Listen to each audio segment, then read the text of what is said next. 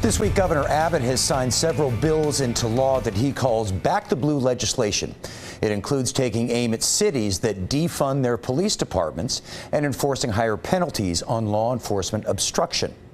Joining us to talk a little bit more about this is Travis County GOP Chairman and Save Austin Now co-founder Matt Mackowiak. Matt, thanks for joining us. Thanks, Mike. You know, talking about your organization, Save Austin Now, you are working with this petition about police funding, forcing the city to hire more police. You know, talk about that plan, especially in relation to these back the blue laws, where you have state government making demands on local governments. You know, talk about the differences. Yeah, I mean, we believe that these efforts are complementary, right? The city of Austin has never been less safe than it is today. And I know our mayor likes to argue that we're still one of the safer big cities in the country. That's really not the issue. People live in Austin. They want to know if Austin is more safe today than it was a year ago. And the answer is it's not.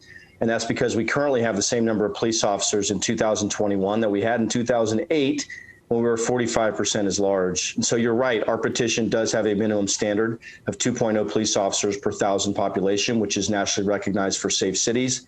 And we require a minimum of 35% uncommitted time to ensure that police officers are in the communities getting to know people. If you look at these bills that the governor signed into law, they do some similar things in different ways.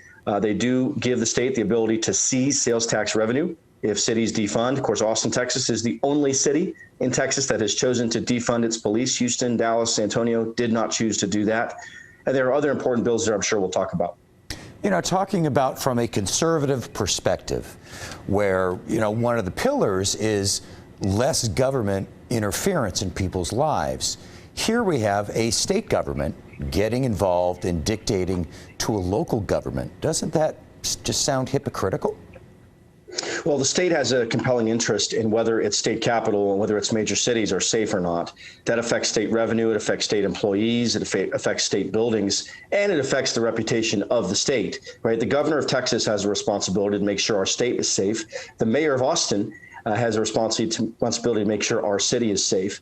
And at a time when homicides are likely to double last year's all-time record, at a time when violent crime is rising in each category at the fastest rate in 5 years, at a time when we cannot retain, recruit, or pay overtime to our police officers, it was time for the state to step in and say, if you refuse to secure your city, then we are going to change the incentives associated with you making those kinds of irresponsible decisions. With these defunding laws that have now been signed, how do we hold police accountable if there is misconduct or unprofessionalism? Yeah, so nobody, no police officer wants another bad police officer next to them, because bad police officers risk the lives of good police officers. But we must punish bad police officers who break police department policy, who violate the law. They need to be prosecuted to the fullest extent of the law. That's part of how we rebuild trust. You know, in our petition, we do put a incentive in place to help officers who are current on their good conduct medal status after 5 years. We think that's important. We have minority recruiting incentives in there related to foreign language proficiency. We think that's important. And there is significant oversight both internally and externally at the Austin Police Department. And there may be opportunities to improve that over time. But at the end of the day, we have to make sure we have enough police officers in Austin to make sure that our city is safe for everyone. That's why people need to go to saveaustinnow.com to learn more about our petition, to sign it and get involved. Okay, we are out of time. Matt, as always, we appreciate talking with you. Thank you. Thanks.